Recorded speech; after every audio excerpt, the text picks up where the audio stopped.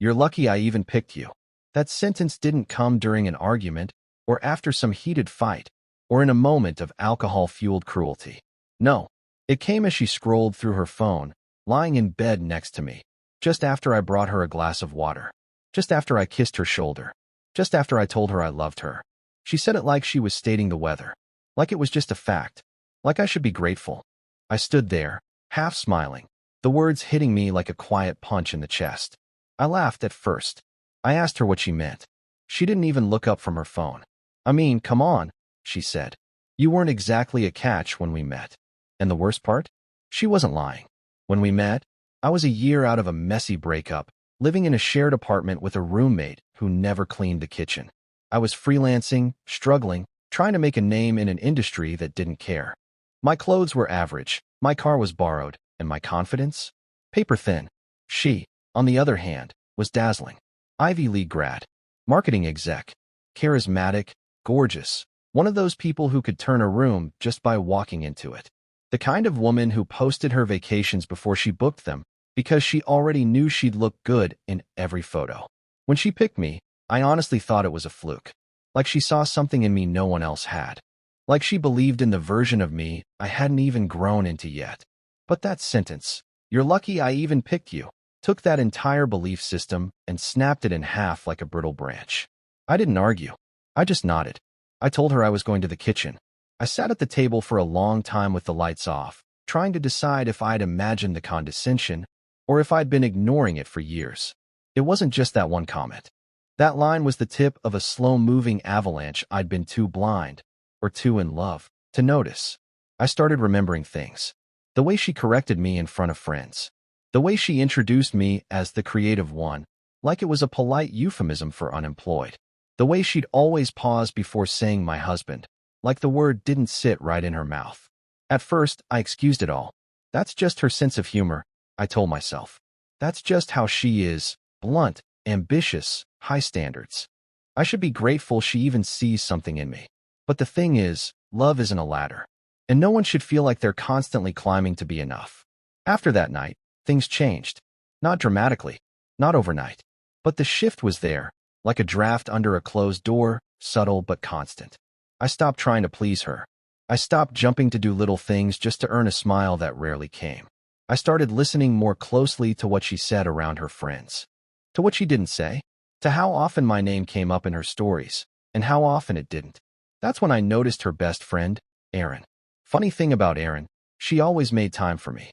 Not in an inappropriate way, at first. She'd just ask questions, listen, laugh at jokes no one else noticed. She didn't flinch when I talked about failure or money problems, or how hard it was to feel respected in a marriage that constantly measured me against her idea of success. I started seeing Erin as a person, not just my wife's plus one. She was kind, sharp, understated. Everything my wife wasn't, in all the right ways. And one night, after a party at our place, after everyone had left and Erin was the last to go, she lingered at the door. She didn't say anything. She just looked at me. Really looked. Then she said, "You know, she doesn't deserve you." I laughed. Reflex, not amusement. But Erin didn't.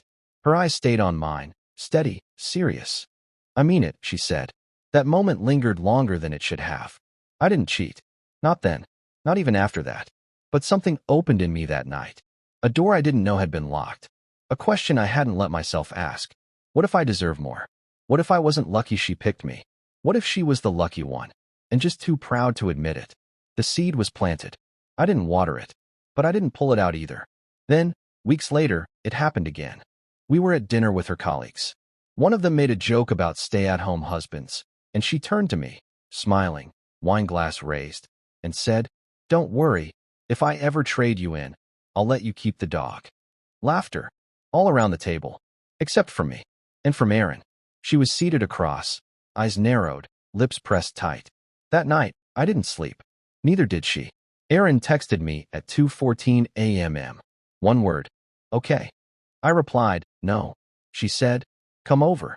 I didn't go. Not that night. But I wanted to. And the thing about desire, it doesn't need action to be real. It just needs space. And silence. And time. 3 weeks later, she said it again. The same line. Word for word. We were arguing over nothing, dirty dishes, or a misplaced credit card. I don't even remember, but the moment her voice lifted, it came out like venom on a whip. You're lucky I even picked you. I didn't flinch. I just nodded. And that night, when she went to bed without saying goodnight, I stayed up. I opened my laptop. I pulled up an old video I'd saved months ago. Something Erin had sent after a work event, joking about how I was the most underrated guy in the room. In the background of the clip, someone had asked her who she'd choose, if she could pick anyone. Erin looked dead at the camera, and she said, honestly, him. She was talking about me. I hit play again. Then I trimmed the video, clipped it to just that one line, and I sent it to my wife, with no caption, just Erin's voice, just those 3 words. Honestly, him. I didn't expect what happened next, but that's a story for part 2. She didn't respond right away. No text, no call, not even a passive-aggressive sigh from the bedroom. Nothing, just silence. It wasn't until the next morning, when I walked into the kitchen, that I saw her, standing there in one of my old college hoodies, holding her phone like it had personally betrayed her. Her eyes were puffy, red. Not from crying, exactly. From not sleeping. Is this a joke? She asked, voice low, shaking. I poured myself coffee, calm. No, just wanted to return the favor. Her fingers clenched tighter around the phone. You're messing with my friends now? I sipped. No, just showing you what being picked looks like. She stared at me like I was a stranger in her house. Maybe I was. You think that video means anything? She snapped. That was from months ago. Erin was drunk. She doesn't mean. Doesn't matter if she meant it, I said, finally looking at her.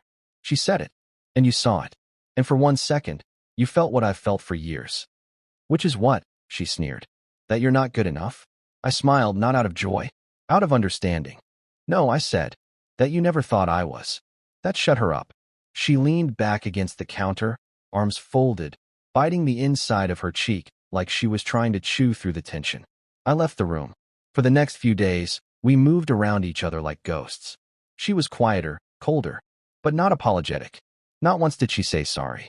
Not once did she ask what I needed, or if we could talk. She just shut down, retreating into that shell of superiority where she always felt safest. Meanwhile, Erin kept her distance. No texts, no calls. She was smart. She knew the weight of that video, even if it wasn't meant to explode the way it did.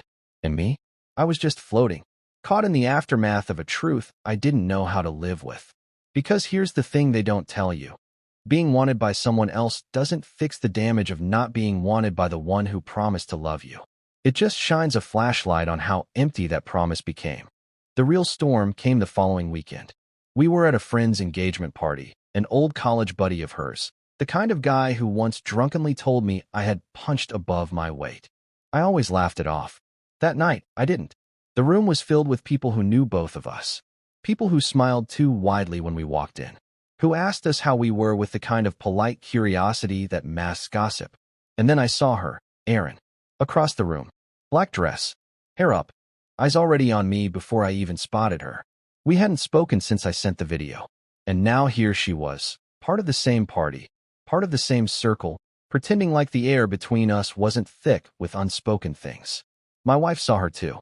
I felt it in the way her hand gripped my arm tighter. We made it through most of the evening on autopilot, small talk, clinks of glasses, forced laughter.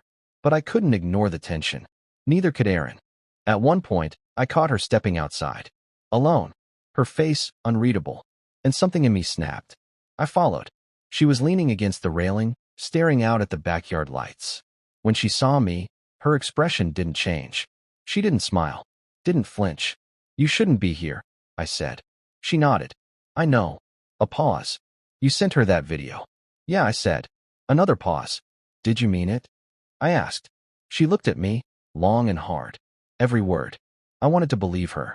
God, I did. But I also knew what people say in moments of emotion doesn't always translate into action. I'm married, I said. I know. You're her best friend. She laughed once, sharp and bitter. Not anymore. I didn't ask what that meant. I didn't need to. She stepped closer, voice low. I didn't say it to hurt you. I said it because I meant it. I've meant it for a long time. But I'm not here to break anything. You have to decide what you want. And just like that, she walked past me, back inside, back to the noise and the champagne and the facade. I stayed out there a long time. long enough to hear the music shift, long enough to feel the weight of everything pressing down at once. That night, my wife didn't speak a word on the drive home. She didn't ask where I went. She didn't ask what I felt. But when we got inside, and I set my keys down, she turned to me. Her voice was quieter this time. No sharp edges. Just exhaustion. Do you love her? I didn't lie. I didn't say no. I just looked at her. And for the first time, I think she finally saw me, not as the man she picked, but as the man she never really appreciated. I went to the guest room that night. And for the first time in our marriage, she didn't come looking. What happened next? That changed everything. But we'll get to that in part 3. The next morning, there was no note. No slammed doors. No passive-aggressive texts. Just quiet. My wife made coffee like it was any other Sunday, measured scoops, the hum of the grinder, the click of the kettle. But her eyes? They were different. Not angry. Not even hurt. Just resigned. Like someone who realized the war wasn't worth fighting anymore because they'd already lost the person they were fighting to keep. I watched her move around the kitchen in that soft silence we'd both gotten too good at. Neither of us said what we were thinking, but I think we both knew. She asked me if I wanted breakfast. I said no. And that was it. No more pretending. That afternoon, I packed a small bag, just the essentials. A few shirts, a notebook, my headphones. I wasn't leaving for good, not yet, but I needed space. I needed to hear myself think without the echo of her disappointment in every room. When I reached the door, she stopped me with a single question. Are you choosing her? I turned to face her, and for once, she didn't look like the woman who always needed to be right. She looked like someone who knew what loss felt like, and hated that it finally touched her. I shook my head. I'm choosing myself. That answer broke something. Not in a dramatic way. It didn't shatter the walls or send her into hysterics. It just cracked the mask she wore. She sat down at the kitchen table and didn't follow me. She let me go. I checked into a small hotel not far from the city. Nothing fancy, just quiet. That night, I ignored every notification that came through, except one. A message from Aaron. Just 2 words. Are you okay? I didn't answer right away. Not because I didn't want to, but because I didn't know. Was I okay? I was lost. Scared. Angry. But more than anything, I was tired. Tired of performing gratitude for a woman who treated me like a project she outgrew. Tired of wondering when she'd stop measuring me against the life she thought she deserved. And tired of pretending that love was still there when all that was left was loyalty and history. A week passed. During that time, I didn't speak to either of them. I walked a lot, ate alone, wrote in my journal like I hadn't in years. I wrote letters I never planned to send. To her, to Aaron, to myself. I filled pages with questions I couldn't answer. But one night, I found myself dialing a number. Aaron answered on the second ring. Hey, she said, her voice quiet. You don't have to explain anything. But I wanted to. So I did. We talked for hours, about everything and nothing. About how it felt to be wanted, not needed. About guilt and timing and choices. She didn't rush me. Didn't push. When I finally asked if she meant what she said in the video, she didn't hesitate. I picked you a long time ago, she said. I just never had the right to say it. That night, I didn't sleep alone. But it wasn't about revenge. It wasn't about anger. It was about something else, something quieter. Recognition. The feeling of being seen. In the morning, I woke up to sunlight pouring through the window, her hand resting gently over mine. And for the first time in a long time, I didn't feel like someone lucky to be picked. I felt like someone worth choosing. Eventually, I went back home, not to stay, but to finish things. My wife and I sat at the dining table where we'd shared so many dinners in silence. I told her I was leaving for good, that there was no drama, no hatred, just a decision. She nodded. She asked if it was Aaron. I said yes. She asked if it had already happened. I said yes again. She didn't cry. She just whispered, I guess I always thought you'd stay, no matter how I treated you. I stood to leave, and before I walked out, I turned and said, that was your mistake. We divorced 6 weeks later. Clean. Uncontested. She moved to a new apartment. I moved in with Aaron, slowly, carefully, not like a man rebounding, but like someone finally walking toward the life they deserved. Sometimes people ask me if I regret it. Leaving, loving someone else, burning a bridge that took years to build. But no, because I know now, being picked doesn't mean you're loved. Being chosen doesn't mean you're respected. And sometimes, The bravest thing you can do is walk away from the hand that reached for you first and take the one that waited, quietly, all along. She said, "You're lucky I even picked you." But luck had nothing to do with it. Because in the end, I was picked again. This time, for the right reasons. By someone who saw me, not as a project, not as a placeholder, but as a partner. And that made all the difference.